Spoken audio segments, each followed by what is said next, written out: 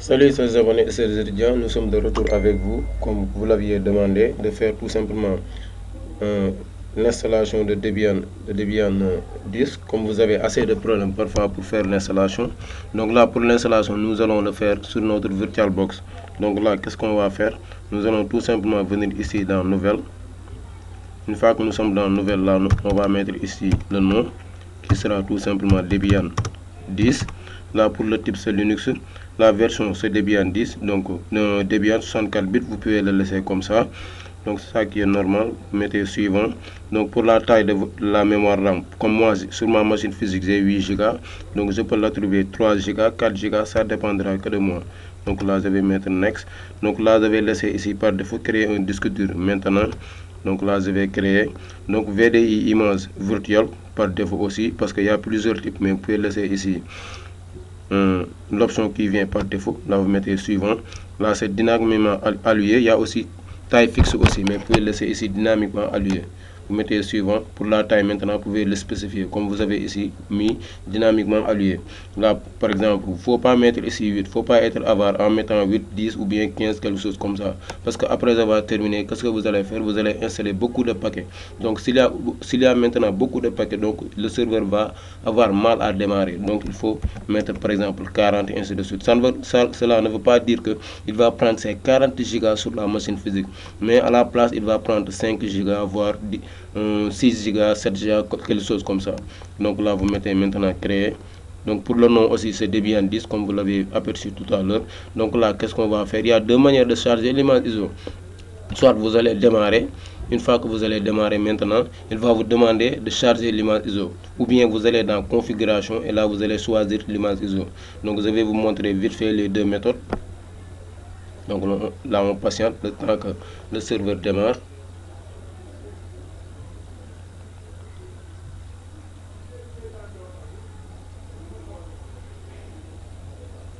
Donc là, comme vous le voyez ici, donc là vous avez ici l'option de venir ici directement et de choisir l'image ISO. Donc vous avez cette option. Donc là on patiente le dossier, vous allez parcourir, vous allez choisir ici votre image ISO. Ou bien qu'est-ce que vous allez faire? Vous allez tout simplement arrêter la machine. Une fois que vous arrêtez ici le serveur, donc pour la deuxième méthode, donc vous allez ici aller dans configuration. Donc là je vais éteindre le serveur. Éteindre, il ne faut pas enregistrer, il faut éteindre parce que vous voulez charger l'image ISO. Donc là, qu'est-ce que je vais faire? Je vais aller dans configuration. Une fois que je suis dans configuration, je vais aller dans stockage, puis dans vide. Et là, je vais mettre lire le CD. Et là, je vais mettre clic droit, choisir l'image. Donc vous avez vu les deux options. Donc là, je peux le faire ici automatiquement. Donc je vais descendre ici et prendre ici l'image ISO. Voici l'ISO. Donc que je vais choisir. Et là, je vais mettre maintenant OK. Et là, je peux maintenant démarrer l'installation.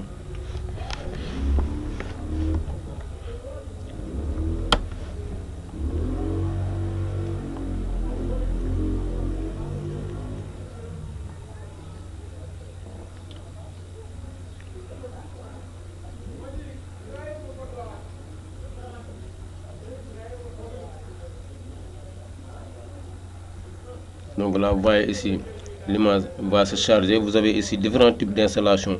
Donc ce qui nous intéresse le plus, nous, c'est Graphical Debian Install ou bien l'installation minimale. Donc si vous voulez maintenant faire l'installation minimale, vous laissez ici par Debian Installer.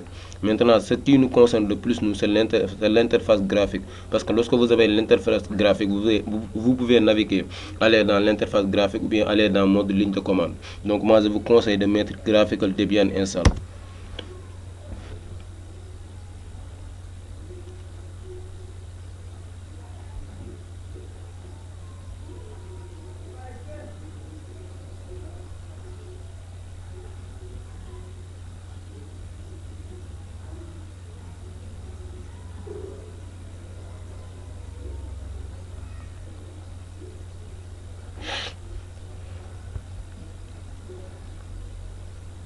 Donc une fois que c'est chargé, vous avez ici l'option de prendre ici la langue.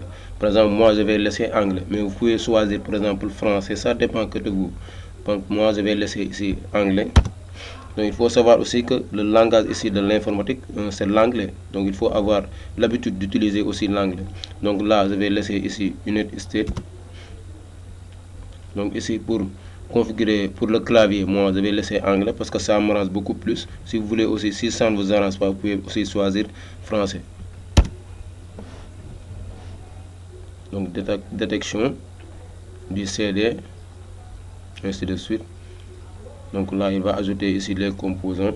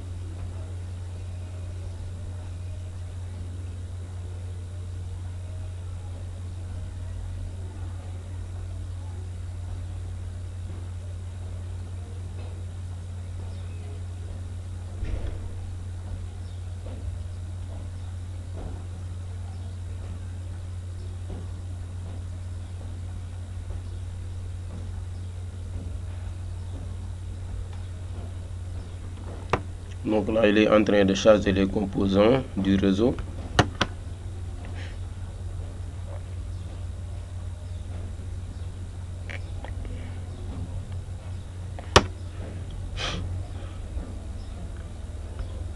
Donc configuration du réseau avec le DHCP. Donc là pour le nom de votre machine, vous pouvez laisser Debian, comme vous pouvez ici mettre votre propre nom, parce qu'après vous avez l'option de modifier le nom du serveur comme on a l'habitude de le faire en classe, en faisant tout simplement la commande vim/etc hostname ou bien cet système hostname, vous entrez à l'intérieur et vous modifiez. Donc pour moi je vais mettre par exemple Abdou. Là je vais mettre next. Donc nom de domaine je peux laisser comme ça, après j'aurai l'option de le faire. Donc là je vais mettre ici le mot de passe route.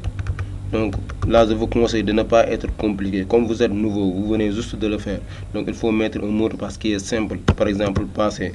Là vous n'aurez pas de problème. Donc là je vais confirmer le passé. C'est juste un conseil, hein. Vous pouvez faire un autre mot de passe, ça dépend de vous.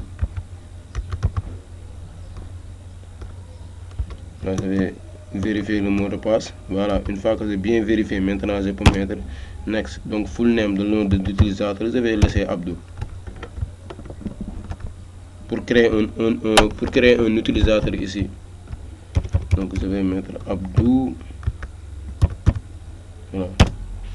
Là je vais mettre ici, je vais laisser pour le compte utilisateur c'est Abdou.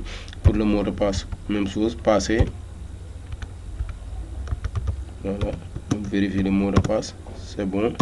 On va confirmer le mot de passe.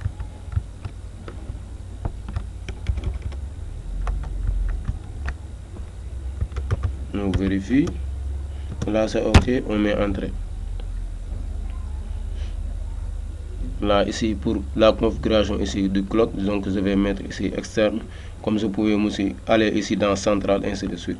Donc pour le time zone, donc là vous avez aussi l'option de le modifier une fois terminé aussi.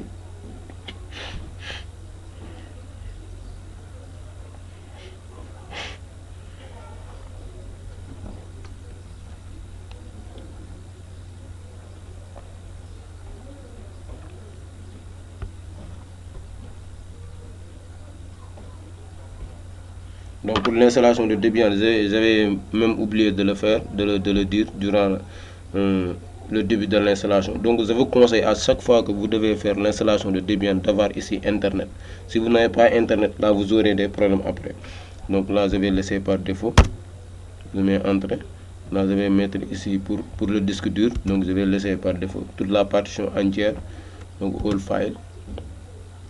Donc partition du disque, après il va formater le disque dur, fini de faire ici le partitionnement. Donc là je vais mettre ici partition disque, je vais mettre yes.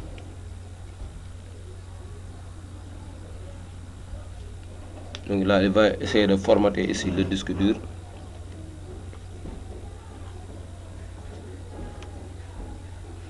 Donc là il est en cours l'installation du système. Il est en train de copier les fichiers au niveau du disque dur.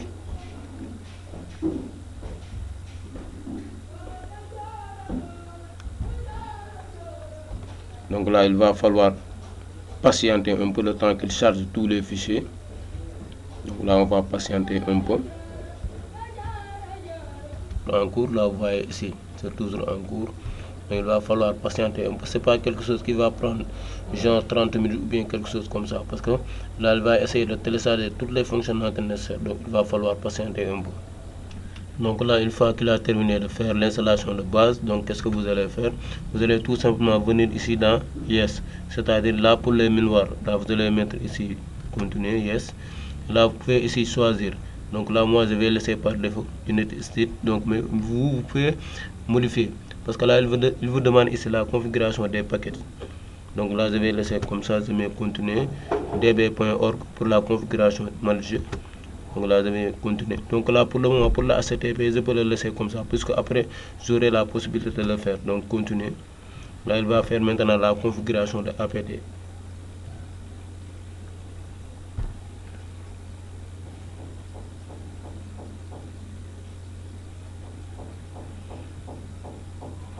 Donc là nous allons patienter un peu. Donc ici ça sera fait dans 2 minutes. C'est l'installation du groupe qui va suivre. Donc on va patienter juste un peu. Le temps qu'il va faire ici l'installation du groupe. Donc là aussi c'est une étape très importante. Surtout le choix que vous devez choisir aussi. Je vous disais tout à l'heure, une fois qu'il a terminé, donc là pour l'installation du groupe, vous allez mettre ici Yes. Et là, c'est le deuxième choix que vous devez prendre. Si vous prenez ici device manuel, après vous aurez du mal lorsque vous aurez terminé l'installation pour démarrer le serveur. Donc il faut descendre et choisir la deuxième option. Et là, vous allez valider. Et là, le groupe va être installé. L'installation est pratiquement terminée.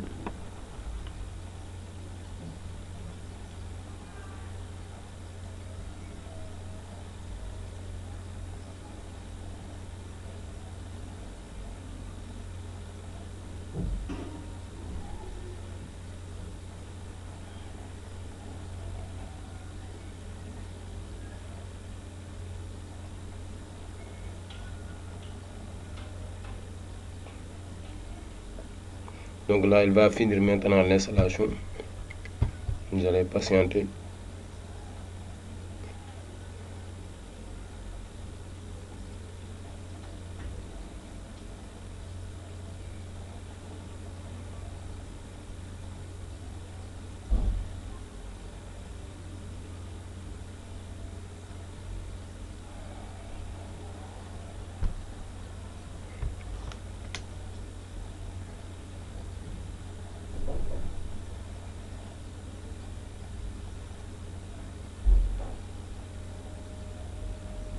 Donc là, on va juste patienter un peu. Complète. Donc là, on va mettre continuer. Là, elle va finir l'installation.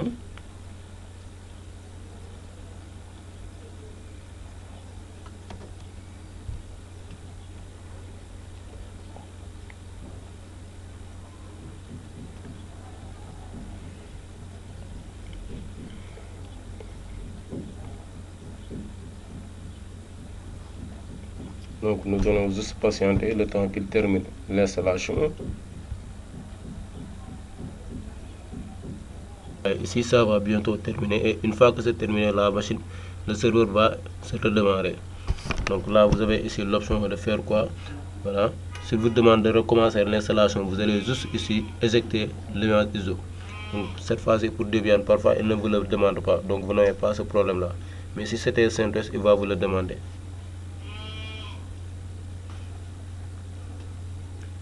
Là, vous allez patienter, ça va être chargé.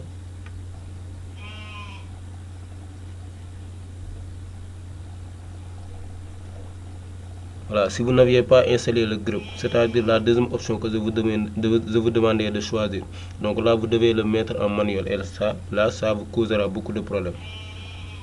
C'est cette étape là que vous avez ici.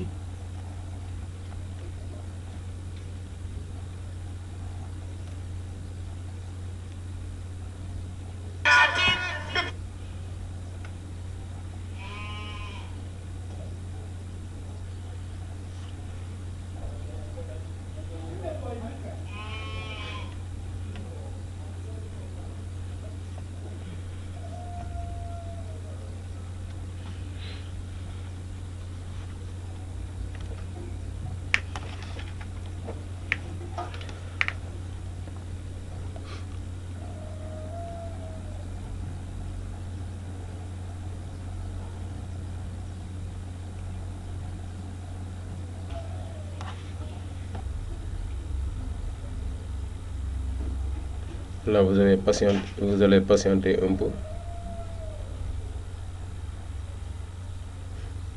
Ça demande juste la patience.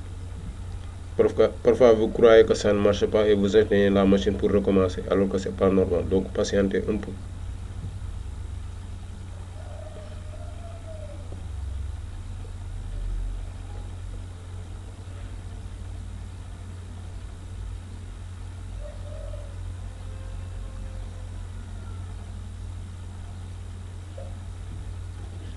Donc là, l'installation est pratiquement terminée. Il vous demande maintenant de vous connecter avec le compte administrateur que vous avez ici.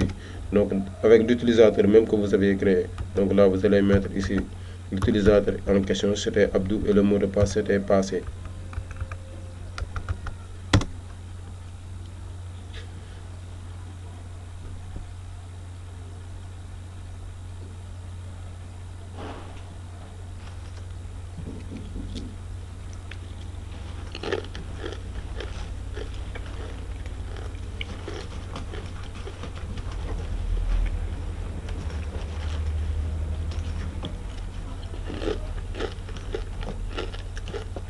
Voilà, excusez-moi. Donc arrivé à ce niveau, il faut ici prendre ici les paramètres par défaut, c'est-à-dire lors de l'affichage. Là, vous aurez ici par exemple le terminal, le navigateur, ainsi de suite. Donc si vous ne l'avez pas choisi, si vous choisissez ici cette option, vous devez donc le charger après. Donc là, je vais ici utiliser les paramètres par défaut de configuration. Et là, vous l'avez ici. Là aussi, vous avez ici cet affichage. Si vous ne l'aviez pas choisi, vous ne l'aurez pas ici. Donc là, je peux venir ici charger le terminal automatiquement. Et là, je vais me connecter en mode super utilisateur. Je vais mettre ici le mot de passe. Et là, l'installation est pratiquement terminée. Donc, on se donne rendez-vous pour un autre tutoriel.